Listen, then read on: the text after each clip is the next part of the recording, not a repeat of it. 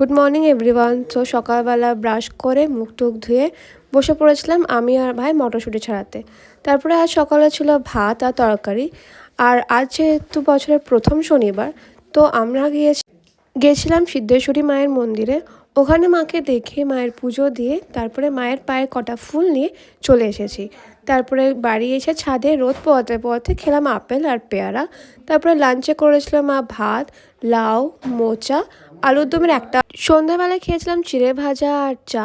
আর এখানে সবাই রেডি হয়ে আছে, আমিও রেডি হয়েছি সন্ধ্যাবেলা বেরোনোর জন্য। তো আমরা গেছিলাম প্রথমে গ্রহরাজের মন্দিরে, তারপরে আমাদের পাড়ায় পৌষ কালীমা পুজো হচ্ছে। তারপর মায়েরা ঢুকেছিল একটু শপিং করতে। শপিং টপিং করে মা এখান থেকে ফুল নিচ্ছে। ফুল নেওয়ার পরে আমি আর ভাই খেলাম ফুচকা। আর রাতে মা বানিয়েছিল কড়াইশুঁটি কচুরি আর আলুর দম। That's it for today. Thank you.